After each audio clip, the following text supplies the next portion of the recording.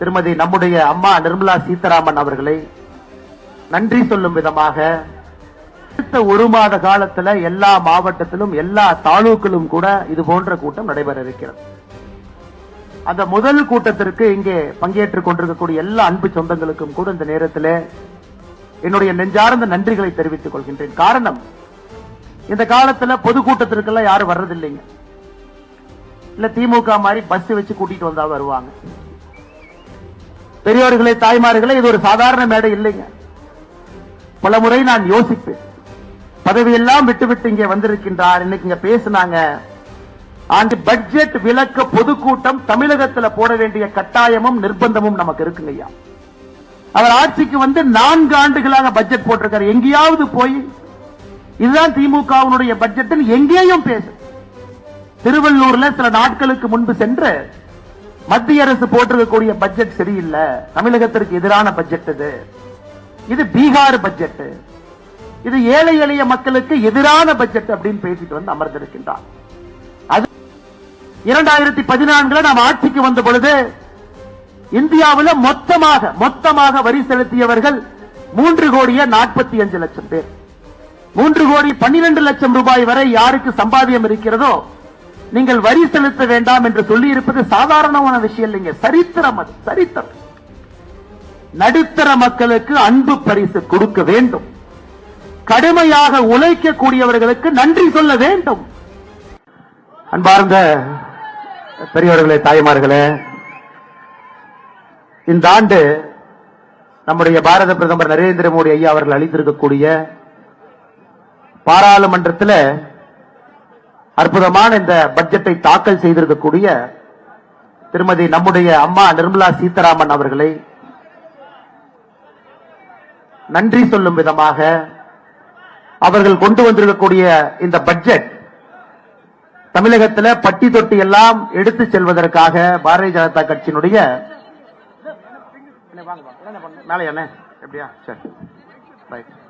நன்றி அண்ணா, தமிழகத்திலே பட்டி தொட்டி எல்லாம் எடுத்து செல்வதற்காக திருவான்மையூரிலிருந்து முதல் பொதுக்கூட்டம் என்று ஆரம்பிக்கப்பட்டு தமிழகத்தில் அடுத்த ஒரு மாத காலத்தில் எல்லா மாவட்டத்திலும் எல்லா தாலுக்களும் கூட இது போன்ற கூட்டம் நடைபெற இருக்கிறது. அந்த முதல் கூட்டத்திற்கு இங்கே பங்கேற்றுக் கொண்டிருக்கக்கூடிய எல்லா அன்பு சொந்தங்களுக்கும் கூட இந்த நேரத்தில் என்னுடைய நெஞ்சார்ந்த நன்றிகளை தெரிவித்துக் கொள்கின்றேன். காரணம், இந்த காலத்தில் பொதுக்கூட்டத்திற்கெல்லாம் யாரும் வர்றதில்லைங்க. இல்ல திமுக மாதிரி பஸ் வச்சு கூட்டிட்டு வந்தா வருவாங்க. முதலமைச்சர் அவர்கள் மதுரையில் அரிட்டாப்பட்டிக்கு போறாங்க. அது முதலமைச்சருக்கு பாராட்டு விழா. ஏன்னா அவருக்கும் அந்த டங்ஸ்டன் திட்டத்துக்கும் எந்த சம்பந்தம் இல்லை. அவரே அவருக்கு ஒரு பாராட்டு விழா நடத்தி அரிட்டாப்பட்டிக்கு போறாங்க. 92 அரசு பேருந்துல ஒருத்தருக்கு 300 ரூபாய் கொடுத்து வந்து உட்கார வச்சிருக்கிறாங்க. தமிழகத்தில் இதையெல்லாம் பார்க்கும் பொழுது பாரதிய ஜனதா கட்சியினுடைய கூட்டம் மட்டும் வித்தியாசமாக இருக்கும்.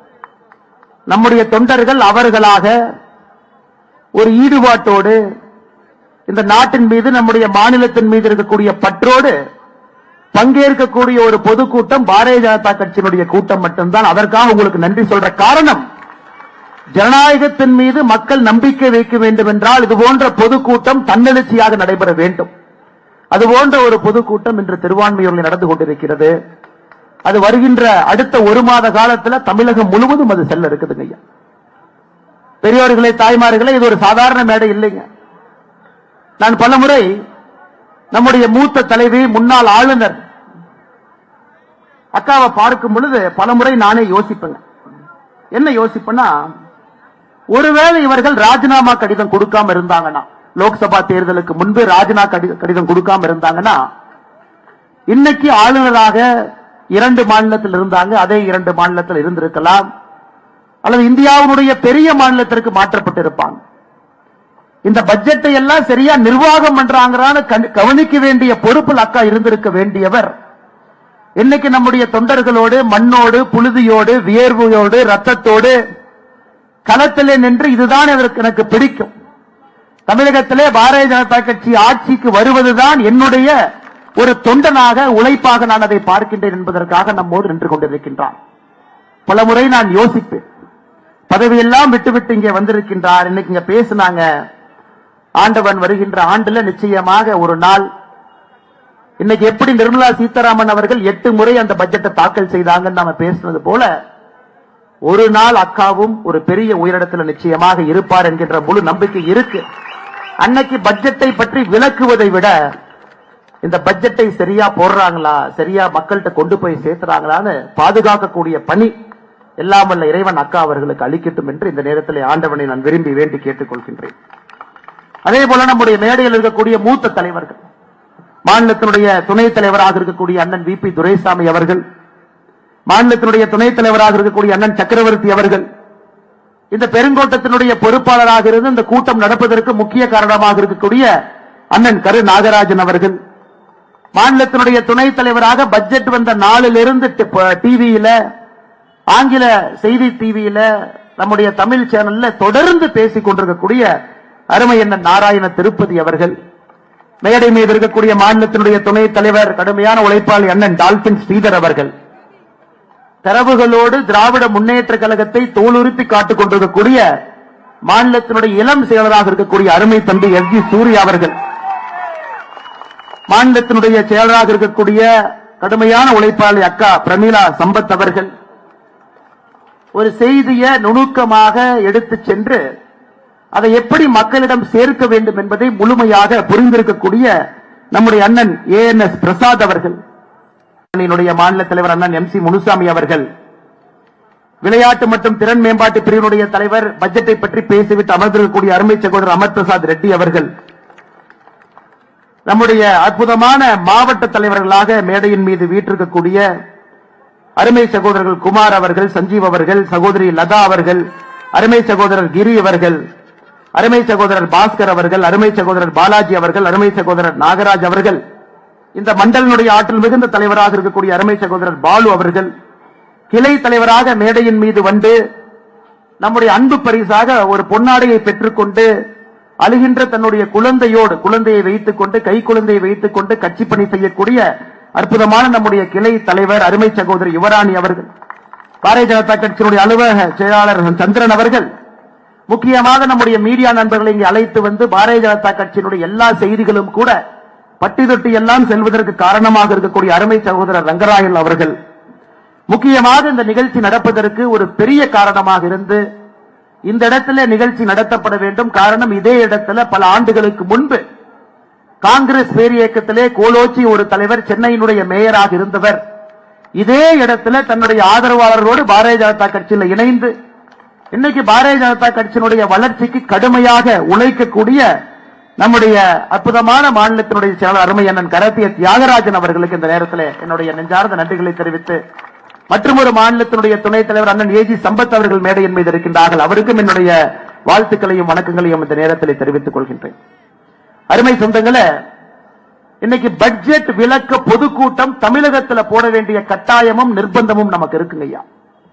ஒரு பட்ஜெட்டும் தொலைக்காட்சியில வருது, அடுத்த நாள் செய்தித்தாள்ல வருது, நம்ம எல்லோருக்கும் தெரியும். ஆனா நம்முடைய முதலமைச்சர் ஐயா MK ஸ்டாலின் அவர்கள் அவரு போடுற பட்ஜெட் விளக்கு உரை பொதுக்கூட்டத்துக்கு எங்கேயும் போனது கிடையாது. ஆனா மத்திய அரசு போடுற பட்ஜெட்டுக்கு கிளம்பி போவாரு பேசுறதுக்கு. இந்த அநியாயத்தை பார்த்திருக்கிறீங்களா? அவர் ஆட்சிக்கு வந்து 4 ஆண்டுகளாக பட்ஜெட் போட்டிருக்காரு. எங்கேயாவது போய் இதுதான் திமுகவினுடைய பட்ஜெட் எங்கேயும் பேச. திருவள்ளூர்ல சில நாட்களுக்கு முன்பு சென்று மத்திய அரசு போட்டிருக்கக்கூடிய பட்ஜெட் சரியில்லை, தமிழகத்திற்கு எதிரான பட்ஜெட் இது பீகார் பட்ஜெட், இது ஏழை எளிய மக்களுக்கு எதிரான பட்ஜெட் அப்படின்னு பேசிட்டு வந்து அமர்ந்திருக்கின்றார். அதிலேயே நமக்கு தெரிகிறது, எப்ப ஒரு முதலமைச்சர் அவர் போடுற பட்ஜெட்டை போய் பேசாம மத்திய அரசு போடக்கூடிய பட்ஜெட்டை குறை சொல்லுகின்றாரோ அது ஒரு சிறப்பான பட்ஜெட் என்பது அவர் எப்ப திருவள்ளூருக்கு போனாரோ அப்பவே நமக்கு தெரியுது. அதுவும் இன்னைக்கு நடந்து கொண்டிருப்பது சாதாரண ஒரு ஆட்சி இல்லைங்க. உலக நாடுகள் எல்லாம் திரும்பி பார்க்கக்கூடிய அற்புதமான ஆட்சி. எங்கே சென்றாலும் கூட மிகப்பெரிய மரியாதையோடு வலம் வந்து கொண்டிருக்கக்கூடிய பாரத பிரதமர் நரேந்திர மோடி அவருடைய ஆட்சி. அது பிரான்ஸாக இருக்கட்டும், அமெரிக்காவுக்கு போறாங்க நாளைக்கு, அமெரிக்காவில் இருக்கட்டும், எங்கே சென்றாலும் கூட இன்னைக்கு உலகத்தில் ஒரு தலைவனுக்கு எல்லா இடத்திலும் மிகப்பெரிய மரியாதை இருக்கக்கூடிய மனிதர் நரேந்திர மோடி அவர்கள். சாதாரணமா கிடைக்கலைங்க, உழைப்புல, அவர் மீது நீங்கள் வைத்திருக்கக்கூடிய நம்பிக்கையில. ஒரு பட்ஜெட்டும் அளித்த பிறகு பட்ஜெட்டை போட்டுட்டோம் போயிட்டோங்கிறது கிடையாதுங்க. ஒரு ஆண்டு காலத்தில் போட்டிருக்கக்கூடிய பட்ஜெட்டை முழுமையாக அமல்படுத்தி மக்களுடைய நம்பிக்கையை பெற்று ஒரு பட்ஜெட் அல்ல, 2 பட்ஜெட் அல்ல, 10 பட்ஜெட்டுகளை தாண்டி தொடர்ச்சியாக 11வது பட்ஜெட்டையும் அளித்து இன்னும் 11 பட்ஜெட்டுகளை அளிக்க இருக்கக்கூடிய பாரதிய ஜனதா கட்சியினுடைய ஒப்பற்ற தலைவனாக இருக்கக்கூடிய நரேந்திர மோடி அவர்களுடைய 11வது பட்ஜெட்டுங்க ஐயா. நிர்மலா சீதாராமன் அம்மா அவர்களுடைய 8வது பட்ஜெட். இங்க நாம் இருக்கக்கூடிய எல்லோருமே நடுத்தரத்திற்கு கீழே இருக்கக்கூடிய மக்கள் தான் அந்த கூட்டத்தில் இருக்கிறோம் ஐயா. 2014 நாம் ஆட்சிக்கு வந்த பொழுது இந்தியாவில் மொத்தமாக வரி செலுத்தியவர்கள் 3,45,00,000 பேர். 3,45,00,000 பேர் வரி செலுத்தினாங்க. 10 ஆண்டுகள் கழித்து 2024 மொத்தமாக நம்முடைய நாட்டில் வரி செலுத்தக்கூடியவர்கள் 7,90,00,000 பேர். 10 ஆண்டுகள் அந்த நாட்டினுடைய வளர்ச்சியின் காரணமாக 4,45,00,000 பேர் புதியதாக வரி செலுத்தக்கூடியவர்களாக மாறி இருக்கின்றார்கள். இன்னைக்கு 12 லட்சம் ரூபாய் வரை யாருக்கு சம்பாத்தியம் இருக்கிறதோ நீங்கள் வரி செலுத்த வேண்டாம் என்று சொல்லி இருப்பது சாதாரணமான விஷயம் இல்லைங்க, சரித்திரம். அது சரித்திரம். காரணம், இந்த 7,90,00,000 பேர்த்துல 6,80,00,000 பேர் 12 லட்சம் ரூபாய்க்கு கீழே வருமானம் வைத்திருக்கக்கூடிய நபர்கள். மறுபடியும் சொல்றேன், 7,90,00,000 பேர் மொத்தமாக வரி செலுத்துறவங்கல்ல 6,80,00,000 பேர் இந்த ஆண்டு வரி செலுத்த மாட்டார்கள். காரணம், அவர்களுக்கு வரி விலக்கு நரேந்திர மோடி அவர்கள் அளித்திருக்கின்றார். இதை இப்படி சொல்லலாம், நாட்டில் மொத்தமா எத்தனை பேர் வரி செலுத்துறாங்களோ அதிலே 87% மக்களுக்கு வரி செலுத்த வேண்டாம் என்று நரேந்திர மோடி அவர்கள் சொல்லி இருக்கின்றார். இதன் மூலமாக மத்திய அரசுக்கு ஏற்படக்கூடிய வரி மூலமாக வேண்டாம் என்று சொன்னதன் காரணமாக எத்தனை வரி வராம இருக்கு. போன ஆண்டு கணக்கு பார்த்தீங்கன்னா இந்த ஆண்டுக்கு 1,10,000 கோடி ரூபாய் வரி வேண்டாம் என்று சொல்லி இருக்கின்றார் நரேந்திர மோடி அவர்கள். காரணம் என்னங்க? நடுத்தர மக்களுக்கு அன்பு பரிசு கொடுக்க வேண்டும், கடுமையாக உழைக்கக்கூடியவர்களுக்கு நன்றி சொல்ல வேண்டும். நடுத்தர குடும்பமாக இருந்து குழந்தை குட்டி எல்லாம் வச்சு மாசம் பட்ஜெட் போட்டு பால் கணக்கு, பேப்பர் கணக்கு, டிவி கணக்கு, ஸ்கூல் கணக்கு, பெட்ரோல் கணக்கு, அதில் எல்லாம் சம்பாதிச்சு சிறுக சேர்த்த ஒரு காசை அந்த ஆண்டு முடியும் பொழுது அரசுக்கு வரியாக கட்டிதான் இந்த நாடு முன்னேறி கொண்டிருக்கிறது. அப்படிப்பட்ட மனிதர்களுக்கு நன்றி சொல்ல வேண்டும். காரணம், உண்மையானவர்களாக இருக்கின்றார்கள் என்பதற்காக 87% மக்கள் 6,80,00,000 பேருக்கு இந்த ஆண்டு 12 லட்சம் ரூபாய்க்கு கீழே வரி வேண்டாம். இதை நம்முடைய முதலமைச்சர் மு.க. ஸ்டாலின் அவர்கள் எப்படி சொல்றாங்கன்னா, என்ன பெருசா பண்ணிட்டாரு? 144 கோடி பேர் இந்த ஊர்ல இருக்கிறாங்க. இந்த நாட்டில் 2% மக்களுக்கு வரி கொடுத்திருக்கிறாங்க, வரி கட்ட வேண்டாம். இது சாதனையா அப்படிங்கிறார் முதலமைச்சர் அவர்களே. நீங்க வீட்டுல போய் கடைக்கு போய் பால் பாக்கெட் வாங்கினா உங்களுக்கு அவங்க கஷ்டம் தெரியும், நியூஸ் பேப்பர் வாங்கினா கஷ்டம் தெரியும். நீங்க டிஃபெண்டர் கார்ல மகன் நடத்தக்கூடிய மிகப்பெரிய நிறுவனம், கோடியாக சம்பாதனை இருக்கக்கூடிய முதலமைச்சர் அவர்களுக்கு நடுத்தர மக்களுடைய வழி எப்படி தெரியுமா? முதலமைச்சர் மு.க. ஸ்டாலின் ஐயா அவர்களே, ஒரே வார்த்தையில கொச்சப்படுத்திட்டு போயிட்டீங்க. ஒரே வார்த்தையில 2% மக்கள் பயனடைகின்றார்கள் என்று சொல்வதை விட வரி செலுத்தக்கூடியவர்கள் 87% மக்கள் பயனடைகின்றார்கள். இது நடுத்தர மக்களுக்கு கிடைத்திருக்கக்கூடிய மிகப்பெரிய பரிசு. இன்னைக்கு தமிழ்நாட்டில் எத்தனை பேர் பயனடைஞ்சிருக்கிறாங்க? இன்னும் முழுமையாக நம்மிடம் அந்த நம்பர் இல்லை அப்படின்னா கூடங்க, குறைந்தபட்சம் 60 லட்சம் பேர் தமிழ்நாட்டில் மட்டுமே, குறைந்தபட்சம் 60 லட்சம் பேர். 60 லட்சம் பேருக்கு மேல இந்த ஆண்டு மத்திய அரசு 12 லட்சம் ரூபாய் வரை வரி செலுத்த வேண்டாம் என்று சொன்னதன் காரணமாக குறைந்தபட்சம் 60 லட்சம் பேர் பயனடைஞ்சிருக்கிறாங்க. இன்னைக்கு முதலமைச்சர் இதோடு நிற்கலீங்க, இன்னும் முன்னாடி போறார். எங்களுக்கு நீங்க பட்ஜெட்டே கொடுக்கல, இந்த பட்ஜெட்ல பாத்தீங்கன்னா 5 முறை பீகார் சொன்னீங்க, அதனால இது பேரு பீகார் பட்ஜெட். முதலமைச்சர் அவர்களே, 10 ஆண்டு காலம் நீங்க யூபிஏ அரசுல இருந்தீங்க. 2004-05 பட்ஜெட்ல தமிழ்நாடு என்கின்ற வார்த்தையை சொல்லல, 2005-06 தமிழ்நாடு என்கின்ற வார்த்தையை சொல்லல, 2006-07 தமிழ்நாடு என்கின்ற வார்த்தையை சொல்லல, 2007-08 ஒரே முறை தமிழ்நாடு என்கின்ற வார்த்தையை சொன்னீங்க, 54 கோடி ரூபாய் ஒதுக்கி இருந்தீங்க. 2008-09 ஒரு முறை தமிழ்நாடு என்கின்ற வார்த்தையை பயன்படுத்தினீங்க, 300 கோடி. 2009-10 தமிழ்நாடு என்கின்ற வார்த்தையை சொல்லல. 2010-11 ஒரு முறை தமிழ்நாடு என்று சொன்னீங்க, 200 கோடி ஒதுக்குனீங்க. 2011-12 தமிழ்நாடு என்கின்ற வார்த்தையை சொல்லல. 2012-13 தமிழ்நாடு என்கின்ற வார்த்தையை சொல்லல. மொத்தமாக 10 ஆண்டுகள்ல 5 முறை பட்ஜெட்ல தமிழ்நாடு என்கின்ற வார்த்தை. நீங்கள் ஆட்சியிலிருந்து யூபிஏல சொன்னீங்க. தமிழ்நாடு என்கின்ற வார்த்தைக்கு மொத்தமாக ஒதுக்கப்பட்ட நிதி 8054 கோடி. நாம் ஆட்சிக்கு வந்த பிறகு இந்த 11 பட்ஜெட்ல தமிழ்நாடு என்கின்ற வார்த்தை எங்கெல்லாம் பயன்படுத்தி இருக்கின்றோமோ மொத்தமாக ஒதுக்கப்பட்டிருக்கக்கூடிய நிதி 1,68,585 கோடி. முதலமைச்சர் அவர்களே, 10 ஆண்டு கால வெறும் தமிழ்நாடுன்னு 5 முறை சொல்லி 8000 கோடி எங்கே? 11 ஆண்டுகள்ல நிதிநிலை அறிக்கையில தமிழ்நாடு என்று சொல்லி 1,68,585 கோடி எங்கே? எல்லா ஆண்டும் எல்லா பட்ஜெட்ல எல்லா மாநிலத்தினுடைய பெயரையும் சொல்வது கிடையாது. 2021-22 தமிழ்நாடு என்கின்ற வார்த்தை நம்முடைய பட்ஜெட்ல பயன்படுத்தும் பொழுது 1,66,000 கோடி தமிழகத்திற்கு மட்டும் பட்ஜெட்ல ஒதுக்கணும். இன்னைக்கு நம்முடைய மக்கள் நல்லா புரிஞ்சுக்கணுங்க ஐயா. பட்ஜெட்டிலே சில மாநிலத்திற்கு சில நிதி கொடுப்பாங்க, கேட்பாங்க, சில இடத்துல கொடுப்பாங்க. ஒரு ஆண்டும் கூட ஒரு மாநிலத்திற்கு ரொட்டேஷன். 2021-22 தமிழ்நாட்டுக்கு கொடுத்தாங்க 1,68,000 கோடி. நம்ம ஊருக்கு கொடுத்தாங்க ஐயா.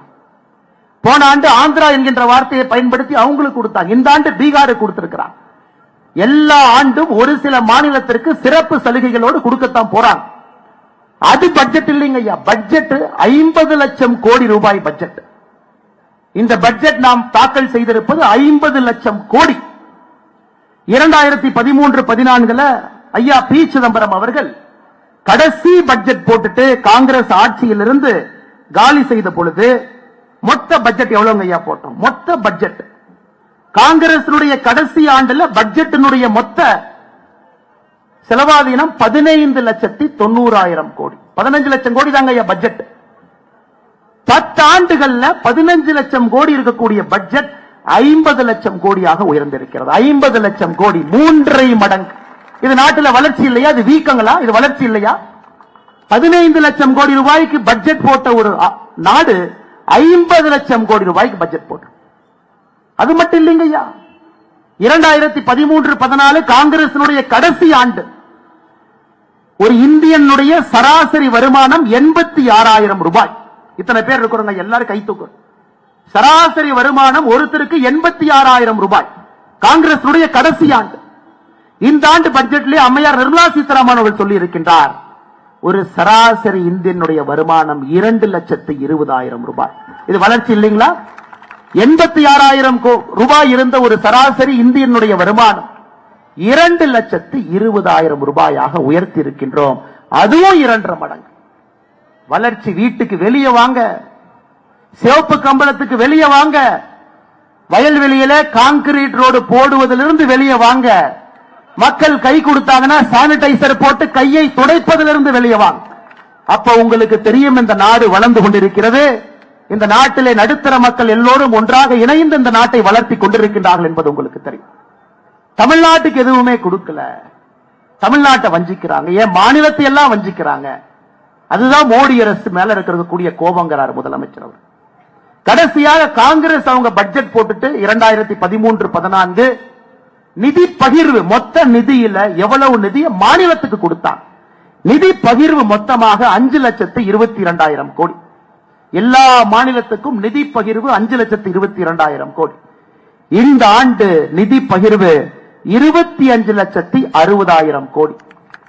5 மடங்கு மாநிலத்திற்கு வரக்கூடிய நிதி பகிர்வு அதிகரிச்சிருக்கு இல்லைங்களா? 5 மடங்கு. 10 ஆண்டுகள், 75 ஆண்டுகள் சுதந்திரத்திற்கு பிறகு 5 லட்சம் கோடி கொடுத்தீங்க மாநிலத்திற்கு, எல்லா மாநிலத்துக்கும் சேர்த்து. 10 ஆண்டுகள்ல 25 லட்சம் கோடி ரூபாய் மத்திய அரசு நிதியை பகிர்ந்து எல்லா மாநிலத்துக்கு கொடுத்து. ஏன் பொய் சொல்றீங்க? எதற்காக மேடை போட்டு மைக்கு கட்டி எதற்காக முதலமைச்சர் அவர்களை பொய் பேசுறீங்க? நீங்க மட்டும் பொய் பேசல, சுத்தி இருக்கக்கூடிய அமைச்சர்கள் எல்லாம் போட்டி போட்டு பொய் சொல்றாங்க. அதையெல்லாம் நான் பட்டியலிட்டு காட்டுறேங்க. என்னென்ன பொய் நீங்க சொல்லி இருக்கிறீங்க, எந்த இடத்துல எல்லாம் முதலமைச்சர் அவர்கள் தரம் தாழ்ந்து பொய் சொல்லி இருக்கிறார். ஒரு முதலமைச்சருடைய பதவிக்கு அது அழகா? சத்திய பிரமாணம் செய்து அரசியலமைப்பு சட்டத்தின்பால் நம்பிக்கை வைத்து ஆட்சியில் இருக்கக்கூடிய முதலமைச்சர் பொய்யான தரவுகளை கொடுக்கலாங்களா? அதையெல்லாம் அடுத்த 10 நிமிஷம் நான் சொல்றேன். நிதி பகிர்வு உயர்ந்திருக்கிறது, பட்ஜெட் மொத்தமாக உயர்ந்திருக்கிறது, ஒரு தனி மனிதனுடைய வருமானம் உயர்ந்திருக்கிறது, நாடு உயர்ந்திருக்கிறது. இதுல மோடி அவர்கள் 87% நடுத்தர மக்களுக்கு நீங்க வரியே கட்ட வேண்டாம், நான் பார்த்துக் கொள்கின்றேன் இந்த நாட்டை. யோசிச்சு பாருங்க, 90 லட்சம் பேர் வரி கட்டி இந்த நாட்டை நடத்துறாங்க. யோசிச்சு பாருங்க. அது முதலமைச்சர் அவர்களே நன்றா புரிஞ்சுக்கங்க. 144 கோடி பேர் மக்கள் இருக்கக்கூடிய தாய் திரு இந்திய நாட்டில் 90 லட்சம் பேர் தான் இன்னைக்கு வரி கட்டுறாங்க. அது சந்தோஷம் தான், நமக்கு போதும். மிச்சவங்க வரி கட்டவில்லை என்றாலும் கூட எப்படி இந்த நாட்டை நடத்த வேண்டும், நடத்த முடியும் என்பதை மோடி அவர்கள் காட்டிக் கொண்டிருக்கின்றார். அதை நீங்க போய் பாருங்க. அதை பார்த்துட்டு பாடம் எடுத்துக்கொண்டு தமிழகத்திற்கு வாங்க. நீங்க போடுற பட்ஜெட்டையும் மக்கள்கிட்ட சொல்லுங்க. பட்ஜெட் இல்லைங்கய்யா தமிழ்நாடு என்கின்ற வார்த்தை இல்ல. ஆனா தமிழ்நாட்டுக்கு எவ்வளவு கொடுத்திருக்கிறாங்க? இந்த ஆண்டை விட்டுருங்க. இந்த ஆண்டு நான் பேசவே விரும்புகிறேன். 2021, 22, 23, 24 4 ஆண்டுகள் எடுத்துக்கலாம். நீங்க ஆட்சிக்கு 21 வந்தீங்க. நீங்க 4 ஆண்டுகள்ல வந்த பிறகு பெருசா எதுவும் பேசலீங்க ஐயா. மத்திய அரசினுடைய டாப் 10 திட்டங்கள், முதல் 10 திட்டங்கள் 4 ஆண்டுகள்ல எவ்வளவு பணம் வந்திருக்குன்னு மட்டும் பாருங்க. 100 நாள் வேலை வாய்ப்பு திட்டம் முழுவதுமாக மத்திய அரசு கொடுக்கின்ற பணம் 4 ஆண்டுகள்ல 38,641 கோடி. விவசாய கௌரவ நிதி PM கிசான் 4 ஆண்டுகள்ல 6,209 கோடி. சமகிரக சிக்ஷா இப்ப பிரச்சனை ஆயிட்டு இருக்கு, அதை நம்ம பின்னாடி பேசுறேங்க ஐயா. 5,880 கோடி. குழந்தைகளுடைய ஊட்டச்சத்தை உறுதி செய்யக்கூடிய திட்டம் போஷன் அபியான் 2,796 கோடி. சுகாதாரத்தை மேம்படுத்த உட்கமைப்பு நிதி 5,753 கோடி. முதியோர் பென்ஷன் முழுவதும் மத்திய அரசு கொடுக்கிறாங்க ஐயா 2,480 கோடி. வீடு வீட்டு குடிநீர் ஜல்ஜீவன் திட்டம் 5,899 கோடி. கிராமப்புற மோடி வீடு 3,087 கோடி. இந்த முதல் 10 திட்டத்தை மட்டும் நீங்க கூட்டி கழிச்சு பாருங்க ஐயா. இன்னைக்கு தமிழ்நாட்டில் சாலைகள், தேசிய நெடுஞ்சாலைகள் நடந்து கொண்டிருக்கக்கூடிய திட்டங்கள் மட்டுமே இன்னைக்கு தமிழ்நாட்டில் தேசிய நெடுஞ்சாலைகள் திட்டத்தில் மட்டும் நடந்து கொண்டிருக்கக்கூடிய பணி 46,617 கோடி. டிஃபெண்டர்ல ஜொங்கின்னு போறீங்களே, யார் ரோடு போடுற? ஜொங்கின்னு துரைமுருகன் அண்ணன், பொன்முடி அண்ணன் போட்டி போட்டு பின்னாடி சீட்ல உட்கார வச்சுட்டு ஜொங்கின்னு போறீங்களே, அந்த ரோடு யாரு போடுறாங்க? 46,000 கோடி ரூபாய் மத்திய அரசு இன்னைக்கு தமிழ்நாட்டில் தேசிய நெடுஞ்சாலைகளுடைய திட்டம் மட்டும் நடந்து கொண்டிருக்கிறது. கூட்டி கழிச்சு எப்படி நீங்க கணக்கு பார்த்தால் விமான நிலையம், துறைமுகம், தேசிய நெடுஞ்சாலை, கிராமப்புற ஏழை மக்களுக்கு கொடுக்கக்கூடிய வீட்டிலிருந்து 100 நாள் வேலை வாய்ப்பு திட்டத்திலிருந்து அனைத்தையும் மோடி அவர்கள் நேரடியா கொடுக்கிறாங்க. அதுவும் நீங்க இடையில தடுத்து கொடுக்கிறாங்க. உங்களை பொறுத்தவரை என்ன, மாநில அரசுக்கு நேரடியா வரக்கூடிய நிதி மட்டும்தான் கணக்கு. அத நம்ம ஆங்கிலத்தில் என்ன சொல்றாங்க ஐயா, டிவல்யூஷன்ங்கிறோம், கிராண்ட்ங்கிறோம். மத்திய அரசு நேரடியா மாநில அரசுக்கு அந்த பணத்தை அனுப்புறாங்க. இந்த பணத்தை அனுப்பிட்டு நீங்க என்ன வேணுமோ செலவு பண்ணீங்க. அது தமிழகத்திற்கு கடந்த 4 ஆண்டுகள்ல மட்டுமே டெவல்யூஷனாக 1,73,000 கோடி, கிராண்டாக 91,000 கோடி, மொத்தமாக 2,64,000 கோடி பணமா உங்களுக்கு வந்திருக்கு. இன்னைக்கு முதலமைச்சருக்கு இதான் பிரச்சனை. அது எப்படி 100 நாள் வேலை திட்டத்துக்கு நீங்க கொடுக்கலாம்? அது எங்ககிட்ட கொடுங்க, நாங்க கொடுப்போம்.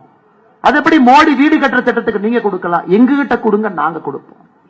நேரடியாக உங்களுக்கு வரக்கூடிய பணத்தை மட்டும் கணக்கு போட்டு இவ்வளவு வரி கொடுக்கிறோம், இவ்வளவு வரி திருப்பி கொடுக்கிறீங்க. இத்தனை வேலைகள் மோடி செய்யறார். ரோடு போடுறார், விமான நிலையம் கட்டுறார், துறைமுகம் கட்டுறார், வீடு கட்டி கொடுக்கிறார், வீட்டுக்கு தண்ணீர் குழாயிலே கொண்டு வந்து கொடுக்கிறார். இது எல்லாம் தமிழக மக்களுடைய வரி பணம் திரும்ப நமக்கு வருதுங்க ஐயா. கொடுப்பது எல்லாம் திரும்ப வருது. சிலது நேரடியா மாநில அரசுக்கு வருது, சிலது மத்திய அரசு திட்டங்கள் மூலமாக வருது. ஆனா வருது. இதையெல்லாம் தாண்டி பாருங்க, மத்திய அரசு நம்ம வட்டி கடன் நடத்துறோமா? முதலமைச்சர் சொல்றார், மத்திய அரசு நீங்க வட்டி கடன் நடத்துறீங்க, இதெல்லாம் வட்டி வாங்கிட்டாங்க ஐயா, கொடுக்கிறோம். நேரடியா உங்களுக்கு 2,64,000 கோடி நிதி பகிர்வு கடந்த 4 ஆண்டுகள்ல அதுக்கு வட்டியா திரும்ப வந்திருக்கு. ஒரு ஏழை எளிய ஒரு மனிதனுக்கு வீடு கட்டி கொடுத்தா அது வட்டிங்களா? நேரடியா மோடி கட்டி கொடுக்கிறார். ஒரு விவசாயிக்கு நேரடியாக வங்கி கணக்கு பணம் அனுப்பிச்சா வட்டியா? மோடி அவர்கள் இதையும் தாண்டி சொல்றாரு, மாநில அரசுக்கு வட்டி இல்லா கடனா இவ்வளவு கொடுக்கிறோம். 50 ஆண்டுகள் வச்சுக்கங்க, வட்டி கொடுக்காதீங்க. இந்த ஆண்டு 1,50,000 கோடி ஒதுக்கி இருக்கிறாங்க மாநிலத்திற்கு. இதையும் தாண்டி உங்களுடைய உள்கட்டமைப்பு வசதிக்கு இந்த பணத்தை எடுத்துக்கங்க. இது மத்திய அரசுடைய பணம், நாங்க உங்களுக்கு கொடுக்கிறோம், வட்டியே கொடுக்காதீங்க, 50 வருஷம் கழிச்சு அசல திருப்பி கொடுங்க, உட்கட்டமைப்பை மேம்படுத்துங்க என்பதற்காக கொடுக்கக்கூடிய பணத்தை என்ன சொல்றாருன்னா மத்திய அரசு வட்டி கடை நடத்துறாங்க. அதனால்தான் நான் சொன்னேன், முதலமைச்சர் அவர்களே ஒரு மாநிலத்தை பொய் பிரச்சாரம் மேடையிலே பொய் பேச ஆரம்பித்தால் எப்படிங்க ஏன் நாம உண்மை பேசி மக்கள்கிட்ட அதை எடுத்துட்டு போறோம்? முதலமைச்சரே பேசுறான், வேற யாரு பேசினா கூட பரவாயில்ல. அதனாலதான் முதலமைச்சர் சொல்வதையே திரும்ப அவருக்கு சொல்றேன், ஐயா பொய் சொன்னாலும் பொருந்து சொல்லுங்க போக்கித்த பசங்களே. அவருக்கு மரியாதை கொடுத்து அன்போடு சொல்லுகின்றேன், பொய் சொன்னாலும் கொஞ்சம் பொருந்து சொல்லுங்க ஐயா.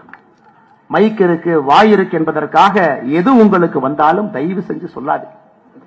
இன்னைக்கு நான் ஏற்கனவே சொன்ன போலங்க ஐயா, பாராளுமன்றத்தில் மக்களுடைய பிரச்சனையை பேச வேண்டிய இடத்துல நம்முடைய அக்கா இந்த தொகுதி தென் சென்னை தொகுதியில் நின்று கொண்டிருக்கின்றோம், அக்கா தமிழிசை அக்கா அவர்கள் அங்க பேசி இருக்கணும். இன்னைக்கு நம்ம எம்பிக்கெல்லாம் அந்த பாராளுமன்றத்தில் என்ன பேசுறாங்கன்னு பார்க்கலாம், எம்பிகள் என்ன கேள்வி எல்லாம் கேட்டாங்கன்னு பார்க்கலாங்க ஐயா. ஒரு எம்பி கேள்வி கேட்கிறாரு, அஸ்ஸாம்ல ஹொலங்கன்பார் கிப்பன் வைல்ட் லைஃப் சாங்சுரியில ஆயில் ட்ரில்லிங் பண்றீங்களா இல்லையா? விளங்குச்சு. தமிழச்சி அக்கா இந்த தொகுதி எம்பி அவங்க கேட்கிறாங்க, மினிஸ்ட்ரி ஆஃப் கார்பரேட் அஃபேர்ஸ் வெப்சைட்ல ஒரு குளறுபடி இருக்கு, எப்ப சரி செய்வீங்க? ஏங்க உங்களுக்கு ஏதாச்சும் பிரச்சனையா இருந்தா போஸ்ட் கார்டு எழுதி போடுங்க, இமெயில் அனுப்புங்க, கார்பரேட் அஃபேர்ஸ் உங்களுக்கு பதில் போடும். இது பாராளுமன்றத்தில் தொகுதி மக்கள் சார்பாக கேட்கக்கூடிய பிரச்சனையா? இன்னொருத்தர் இருக்கார், பயங்கரமான ஆள், மத்திய சென்னை எம்பி. அவர் கேள்வி பாருங்க, இந்த பட்ஜெட்ல யூரோப்பியன் யூனியன் கொண்டு வந்த கார்பன் பார்டர் அட்ஜஸ்ட்மெண்ட் மெக்கானிசத்தை இந்தியா எதிர்ப்பதன் எதிரொலி என்ன?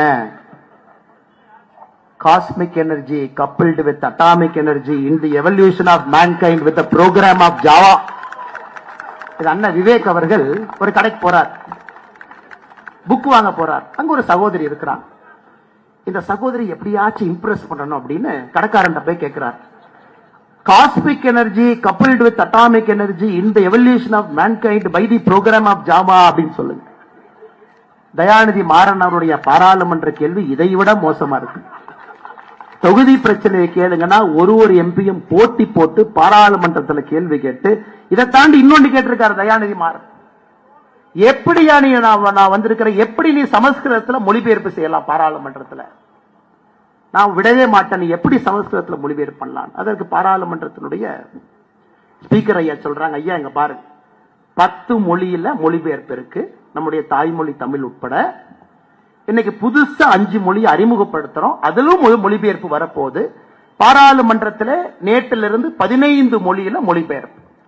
புதிதாக அறிமுகப்படுத்திய மொழி என்னன்னா போடோ, டோக்ரி, மணிப்பூரி, உருது, சமஸ்கிருதம். இந்த 5 மொழி புதுசா 10ஓட. உன்னை வரைக்கும் சொல்றாரு, எப்படி நீ சமஸ்கிருதத்தில் மொழிபெயர்க்கலாம்? ஏன்னா நீ கும்முடி பூண்டியை தாண்டாவே வடக்கு தெற்கு தெரியாது, அங்க போய் உட்கார்ந்து இருக்கிறார். அங்க பாராளுமன்றத்தில் 543 எம்பில 39 பேர்த்த கழிச்சா யாருக்கும் தமிழ் தெரியாது, அவன் கேட்கறான் அதை உட்கார்ந்து. இன்னைக்கு உனக்கு சமஸ்கிருதம் தெரியல, கம்மல் உட்கார வேண்டியதானே? தெரிஞ்சவன் அதை கேட்க போறான். டோகிரி தெரியாதா? தெரிஞ்சவன் கேட்க போறான். எதற்காக கம்பு சுத்தணும்?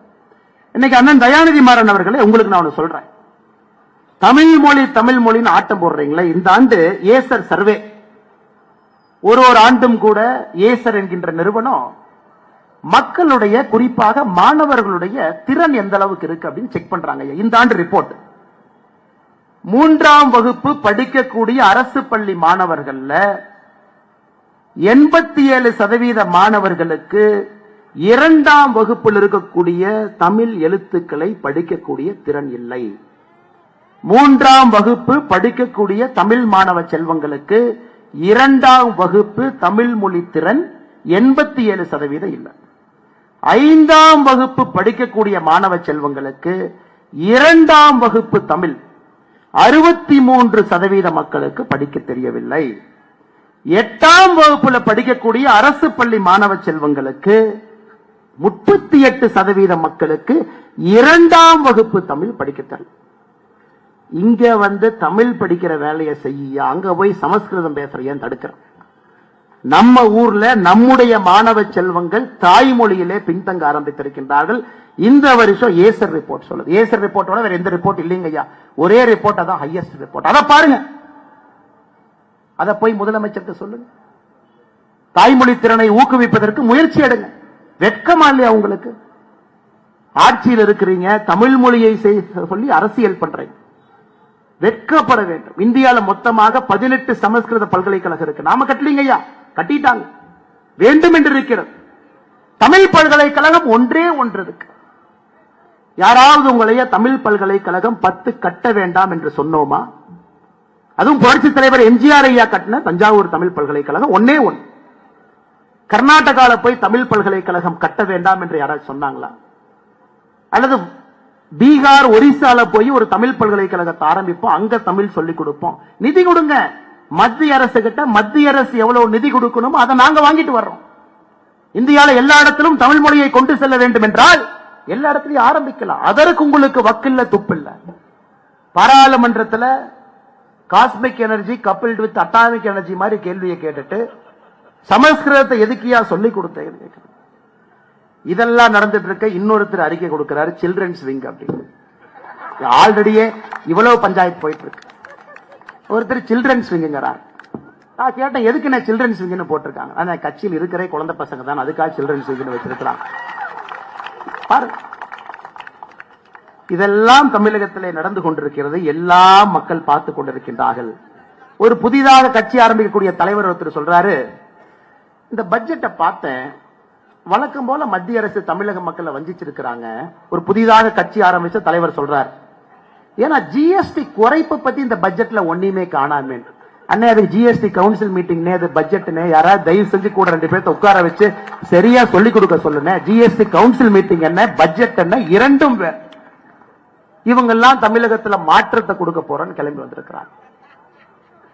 மாற்றத்தை கொடுக்க போறேன், சில்ட்ரன்ஸ் விங்கு, ஜிஎஸ்டி ஏயா பட்ஜெட்ல குறைக்கல, இவங்க ஒரு பக்கம்.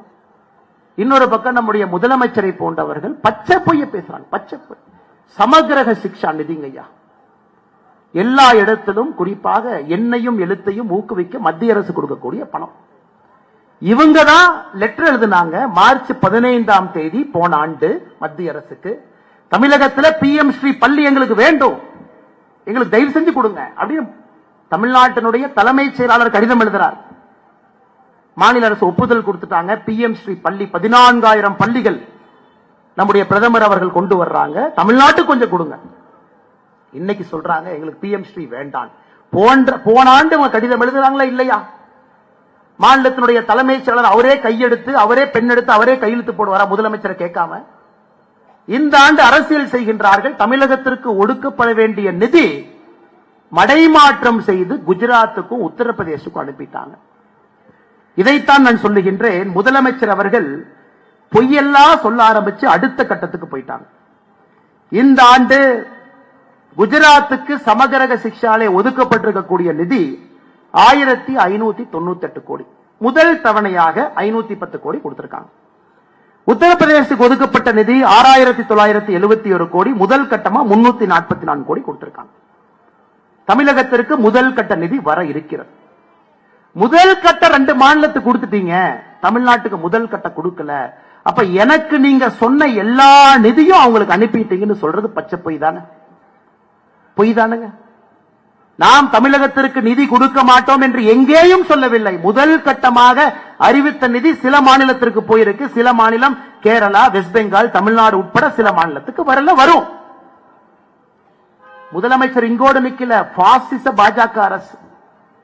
அதற்கு நாம பதில் சொன்னா முதலமைச்சர் சொல்றாரு, ஆளுநர் இருக்கணுமா அண்ணாமலை இருக்கணுமா, 2 பேர் இருக்கணுமா? பாருங்களேன் அநியாயத்தை பாருங்க. ஒரு மனிதனுக்கு எப்ப வாய்க்கொழுப்பு அதிகமாகிறதோ அந்த மனிதனுடைய அழிவு ஆரம்பமாகிறது என்கிறது பொருள். வாய்க்கொழுப்பு அதிகமான இதெல்லாம் ஆணவத்தினுடைய உச்சம், ஆணவத்தினுடைய உச்சம். இன்னொரு கட்சியில யார் தலைவராக இருக்க வேண்டும் என்பதை இன்னொரு கட்சியில் இருக்கக்கூடிய ஒரு நபர் முடிவு பண்ணுவாங்க. ஏங்க உங்க கட்சியில தான் துண்டை போட்டு நீங்க உங்களுக்கு அப்புறம் பையன், அதுக்கப்புறம் இன்ப நிதி, அதுக்கப்புறம் என்னமோ நிதின்னு வச்சிருக்கிறீங்க. இந்த கட்சியை பொறுத்தவரை அண்ணாமலை தொடர்ச்சியாக இருக்க மாட்டான். ஒரு தலைவர், ஒரு தலைவருக்கு பின்பு ஒரு தலைவர், எல்லா தலைவரும் இணைந்து இந்த வேலையை செய்வதுதான் அந்த கட்சியினுடைய அடிப்படை பண்பு. ஆனா அண்ணாமலை இங்கேயே தான் இருப்பான். எப்ப வரைக்கும் இருப்பானா, அறிவாலயத்தில் இருக்கக்கூடிய ஒரு செங்கலையும் உருவி எடுக்கும் வரை இங்க இருப்பான். உருவி எடுக்கும் வரை. இந்த ஊழல் பெருச்சாளிகள் 35 அமைச்சர்கள் ஊழல் பெருச்சாளிகள் 2026 சிறைக்கு செல்வதை பார்ப்பதற்கு இந்த நாம இருப்போம். அதுவரை நிச்சயமா இருப்போம். அதுல உங்களுக்கு எந்த சந்தேகம் வேண்டாம். இதையெல்லாம் கேட்டா கோபம் வருது. அன்பில் மகேஷ் பொய்யாமல் இன்னைக்கு காலைல சொல்றாரு, என்னங்க ஒரு கட்சியினுடைய மாநில தலைவர் என்னை பார்த்து பொய் சொல்றீங்கன்னு சொல்றாரு. நான் எதுக்குங்க பொய் சொல்றேன்? ஏங்க திருச்சிராப்பள்ளியில உங்க சொந்த ஊர்ல, உங்க சொந்த திருச்சிராப்பள்ளியில ராமநாதபுரம் அப்படிங்கிற கிராமத்துல 2 ஆண்டுகளுக்கு முன்பு அரசு பள்ளியை இடித்து குழந்தைகள்லாம் மரத்துக்கு கீழே உட்கார்ந்து 2 வருட காலமாக பாடம் நடந்து கொண்டிருக்கிறது. 2 வருட காலமா பச்சைமலை பகுதியில் ராமநாதபுரம் கிராமத்தில் 2 வருஷம் ஸ்கூல் கிடையாது அவங்களுக்கு. இடிச்சாச்சுங்க, 2 வருஷம் ஆச்சு இடிச்சாச்சு. மரத்துக்கு கீழே என்னுடைய முகநூல்ல அந்த வீடியோவை போட்டிருந்தாங்க. ஐயா குழந்தை பார்க்கணும் நீங்க அந்த வெயில் எப்படி நிக்கிறாங்க. அதுக்கு நாங்க PM ஸ்ரீ பள்ளி கட்டி கொடுக்கிறோம் சொல்றோம், நவோதயா வித்யாலயாவை கொடுக்கிறோம் சொல்றோம், கேந்திரிய வித்யாலயா எவ்வளவு வேணுமோ கொடுக்கிறோங்கிறோம். நவோதயா வித்யாலயா பேரை வேற ஏதாச்சும் பேரை மாத்துக்கிறீங்களா, அதுக்கும் தயாரா இருக்கிறோம். அதை வாங்குவதற்கு துப்பில்ல. ஆனா அன்பில் மகேஷ் பொய்யாமொழி பையன் அவர் நடத்தக்கூடிய பள்ளி விழாவில் பங்கேற்பாரு. ஒருத்தர் வந்து கேட்பாரு, அந்த சயின்ஸ் ப்ராஜெக்ட் நல்ல விருது வாங்கினீங்கல்ல. அந்த பையன் நல்ல பையன், நான் எதுவும் பண்ணீங்க, சும்மா தாங்க நின்ன, யாருக்கோ விருது வாங்கினாங்க, என்னை விட்டுருங்க. உங்க பையனுக்கு ஒரு நியாயம். திருச்சி மாவட்டத்தில் இந்த மரத்துக்கு கீழே உட்கார்ந்து இருக்கக்கூடிய ஏழை குழந்தை தாய், அவங்களுடைய குழந்தைக்கு ஒரு நாய். இதாயா நீ வச்சிருக்கிற சமூக மாடல் லட்சம்? நீங்கெல்லாம் வந்து பேசுறீங்க, கேட்டா நாங்க பொறுப்பு இல்லாம பேசுறேன்னு பட்டம் வேற கொடுக்கிறேன். அன்பு தொண்டர்களே, அன்பு சொந்தங்களே, தமிழகத்தை மாற்ற வேண்டிய நேரம் வந்துருச்சுங்க. ஏன்னா இப்ப மாற்றலைன்னா தமிழகத்தை யாராலும் மாற்ற முடியாது. அந்த நேரத்தை நோக்கி வந்து விட்டோம். எல்லாம் தலைகீழாக குட்டிச்சவராக இருக்கிறது. கல்வியிலிருந்து சட்டம் ஒழுங்கிலிருந்து எல்லாம். ஆனா முதலமைச்சர் என்ன 23ஆம் புலிகேசியை போட 2 பேர்த்த கூட வச்சிருக்கிறார். மன்னா மாதம் மும்மாறி மழை பொழிகிறது, அப்படியே வாங்க மக்கள் அப்படியே சிரிச்சுக்கிட்டு ஆனந்தமா இருக்கிறாங்க. இன்னொருத்தர் வேற வெக்கமே இல்லாம சொல்றாரு, இந்த அரசுல தான் பெண்கள் பாதுகாப்பு, வெளியே வாயா செப்பல் எடுத்து அடிக்கிறவங்களா உட்கார்ந்து இருக்கிறாங்க. 2026 சட்டமன்ற தேர்தலுக்கு ஓட்டு கேட்டீங்களா, வெளியே வரதான போறீங்க இப்பெல்லாம் பேசுறாங்க. அன்பு சொந்தங்களே, நாம் அனைவரும் இணைந்து இந்த கூட்டத்திலே நாம் பேசக்கூடிய கருத்துக்களை எல்லா மக்கள்கிட்ட எடுத்துட்டு போனாங்க. அதான் அந்த கூட்டத்தினுடைய நோக்கம். தென் சென்னை தொகுதியினுடைய பாராளுமன்ற உறுப்பினராக இந்த முறை தமிழிசை அக்கா வந்திருக்கணும். எல்லாம் பெரிய மனதோடு இத்தனை லட்சம் வாக்குகளை வாரி இலச்சி. உங்களுக்கு தெரியும், வெற்றி என்பது தாமதப்பட்டிருக்கிறதோ தவிர வெற்றி என்பது வராம போகலைங்கய்யா, தாமதப்பட்டிருக்கிறது அவ்வளவுதான். 2026 நிச்சயமாக அது நடக்கத்தான் போகிறது. அதுல எந்த மாற்று கருத்தும் இல்லைங்கய்யா. நம்ம தெல்ல தெளிவா இருக்கோம். இவங்க எந்த அளவுக்கு விஞ்ஞான ஊழல் செய்யறாங்கன்னு ஒரே ஒரு கருத்தை மட்டும் முன்னாடி வைக்கிறாங்க ஐயா. எந்த அளவுக்கு விஞ்ஞான ஊழல்? இலவச வேட்டி சேலை திட்டம் ஐயா. ஒரு வேட்டி எடுத்தீங்கன்னா நூல் 2 பக்கம் வருங்க ஐயா. இது ஒரு நூல், இது ஒரு நூல். இந்த நூல் பேரு வார்ப்புமாங்க, இந்த நூல் பேரு வெஃப்ட்மாங்க. இந்த 2 நூல் சேரத்தான் வேட்டி செய்ய முடியும். தமிழக அரசு போன ஆண்டு சொல்றாங்க, இலவச வேட்டியில வார்ப்பு நேரா இருக்கக்கூடிய நூல் 100% காட்டன் தான் இருக்கணும். இவங்க எந்த அளவுக்கு ஊழல் பண்றாங்கன்னா, காட்டனுக்கு பதிலா பாலிஸ்டரை மாத்துறாங்க. காட்டன் விலை என்ன, பாலிஸ்டர் விலை என்ன, அதுல மட்டுமே 300 கோடி ரூபாய் ஊழல். காட்டன் எடுத்துட்டு பாலிஸ்டர். அந்த வேட்டியை 5-6 வேட்டி எடுத்து நம்ம சோதனை பண்ணோம். அந்த சோதனையில 78% பாலிஸ்டர் இருக்கு, 100% காட்டன் இருக்க வேண்டிய இடத்துல 300 கோடி ரூபாய் மொத்தமா ஊழல். டிவிஎஸ்சிக்கு கம்ப்ளைண்ட் கொடுத்தோம். முதல் முறையாக DVAC, department of vigilance and anti corruption, லஞ்ச ஒழிப்பு அதிகாரி பாரதிய ஜனதா கட்சி அலுவலகத்துக்குள்ள வந்து என்னைய அலுவலகத்துல கேள்வி கேட்டாங்க. எங்க போய் வேட்டி வாங்கினீங்க, நீங்க வேட்டி வாங்கினீங்களா, இவர்கிட்ட வாங்கினீங்களா, அந்த வேட்டி எப்படி சோதனை பண்ணீங்க? நாங்க ஏதாங்க வேட்டி இப்படி சொல்லுவீங்கன்னா 3 இடத்துல வேட்டி வாங்கி 3 சோதனை 3 லேப்ல பண்ணிருக்கிறேன். எல்லாத்தையும் வீடியோகிராஃப் எடுத்திருக்கிறேன், கம்ப்ளைண்ட்டும் கொடுத்திருக்கிறேன், ஆக்ஷன் எடுங்க ஐயா. இந்த ஆண்டு எவ்வளவு டெக்னிக்கல் ஆளுங்க பாருங்க. இந்த ஆண்டு கொள்முதல் கொள்கையை மாத்தி வார்ப்புல 65% பாலிஸ்டர் அலோடுன்னு இவங்களே மாத்தி இருக்கிறாங்க. போன ஆண்டு 100% காட்டன் இருக்க வேண்டும் என்று சொன்னவர்கள் 60. அதனால காந்தி அவர்களே ஈரோட்ல உங்க பினாமி செஞ்ச பேரோட எனக்கு தெரியும், யாரு செஞ்சாங்கிறதும் தெரியும். 91ல கள்ளச்சாராயம் காட்சி குண்டாஸ் வழக்கிலே உள்ளே சென்றவர் நீங்க. காந்தின்னு பேர் வச்சுக்கிட்டு எங்களுக்கு பாடம் எடுக்க வேண்டாம். தமிழகத்திலே நேர்மை என்ன.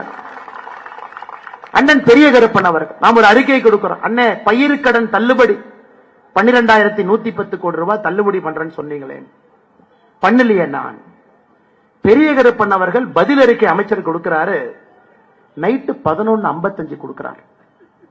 அடுத்து நான் சொன்னேன், திமுக ஆட்சியில பொழுது விடியாதுன்னு அமைச்சருக்கே தெரியமாட்டிருக்கு, அதான் நள்ளிரவுல அறிக்கை கொடுக்கிறார். 11:55 பதில் அறிக்கை. அமைச்சர் பெரிய கருப்பன் அவர்களே, நீங்க எவ்வளவு பெரிய ஃப்ராடு பண்றீங்கன்னா, 12,110 கோடியில இன்னும் 3,000 கோடி ரூபாய் கிட்டத்தட்ட நீங்க என்ன பயிர்க்கடன் தள்ளுபடியே பண்ணல. புதிதாக 16,000 கோடி வந்துருச்சு. ஒரு துறையும் தில்லுமுள்ளு செய்து செய்து செய்து மக்களை ஏமாற்றிக் கொண்டிருக்கின்றார். இதுல முதலமைச்சர் இருட்டு கடைக்கு போறார். திருநெல்வேலிக்கு இருட்டு கடைக்கு. அல்வா எப்படி இருக்கு? நல்லா இருக்கு. அந்த அல்வா கொடுக்கிற அம்மாவோட முகத்தை பார்க்கணும். 3.5 வருஷமா உங்கள்கிட்ட அல்வா வாங்குறேன், ஒரு அல்வா தான் என்னால கொடுக்க முடிஞ்சது. பயிர்க்கடன் அல்வா, கல்வி கடன் அல்வா, பெண்களுக்கு 1000 ரூபாய் கொடுப்போம் அல்வா, ஓய்வூதியம் உயர்வு அல்வா, தற்கால பணியில் இருந்தீங்கன்னா நிரந்தர பணி அல்வா, செவிலியருக்கு அல்வா, மொத்தமாக அல்வா கடை நடத்தி கொண்டிருக்கக்கூடிய முதலமைச்சர் அவர்கள் மத்திய அரசு நாம அல்வா கொடுக்கிறோம்னு சொல்றீங்கன்னா உங்களுக்கு எவ்வளவு திராணி இருக்கும். அதனால அன்பு முதலமைச்சர் அவர்களே, இன்னும் 1 வருஷம் உங்களுக்கு இருக்கு. 1 ஆண்டு காலம் சரியா எழுதி வச்சுக்கங்க, 365 நாள். எப்ப நீங்க மதுரைக்கு போய் ஜல்லிக்கட்டை பார்க்கும்போது மூர்த்தி அவரை பார்க்கணும். இன்ப நிதி கூட 4 நண்பர்கள் வந்திருக்கிறாங்க. இன்ப நிதிக்கு அந்த வியூ, அந்த மாடுக்கு அப்படியே தெரிய மாட்டேதாமா. உடனே அந்த மூர்த்தியோட ஒரு அம்மாவை பார்த்து, யாருமா இந்த அம்மா, நீ எதிரிமா அப்படி, அந்த அம்மா தான் கலெக்டருங்கிறாங்க. யாரா இருந்தா எதிரி. இன்ப நிதி அவருக்கு தெரியாத ஒரு மாட்டை பார்த்து என்னையா நம்ம ஆட்சி நடத்துறோம். எல்லாம் தமிழகத்திலே மக்கள் பார்த்து கொண்டிருக்கலாம். கலெக்டர் அம்மா அப்படியே சைலண்டா எந்திரிச்சு அது 2 சேர் தள்ளி உட்கார்றாங்க. மூர்த்தி சொல்ற, எல்லாம் வாங்க வாங்க தம்பிகள்லாம் வாங்க, தம்பிகள்லாம் வந்து ஃபர்ஸ்ட் ரோல் உட்கார்ந்து எல்லாம் பாருங்க. நீ போய் அப்படி மாட்டை பார்க்கலினா அந்த மாடு வெளியே வராது, அந்த மாடு ஜல்லிக்கட்டு பண்ணாது. பாருங்க, தள்ள விதி. இவர்களுடைய கொடூரத்தை தாண்டி இந்த குஞ்சு கோழின்னு சொல்லுவோம், நீ குஞ்சு கோழியினுடைய கொடூரத்தையும் பார்க்க வேண்டிய நிலைமை நமக்கு.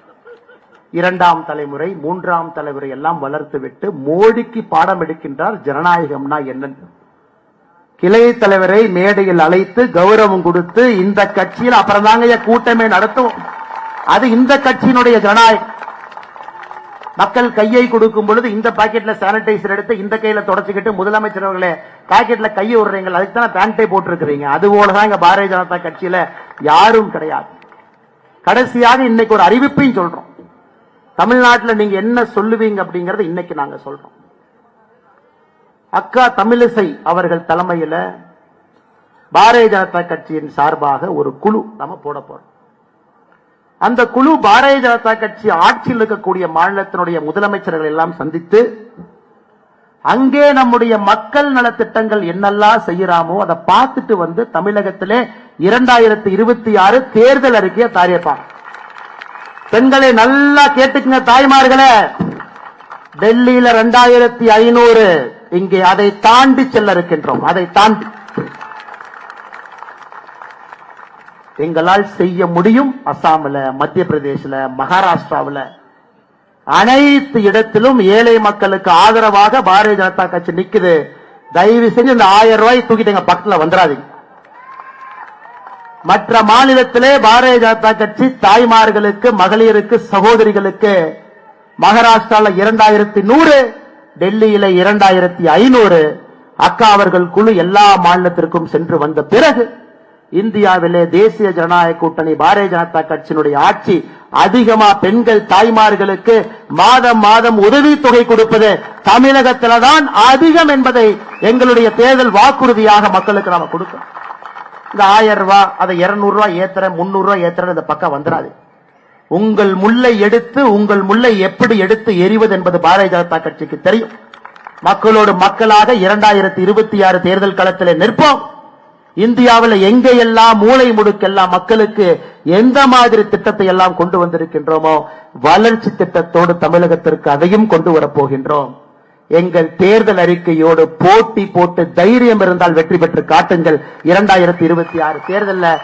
காரணம் இது மோடியின் கேரண்டி. சொன்னார்னா அது செய்வார்கள். எல்லா மாநிலத்திலும் சொல்லி இருக்கின்றார், தமிழகத்திலும் சொல்ல போகின்றார்.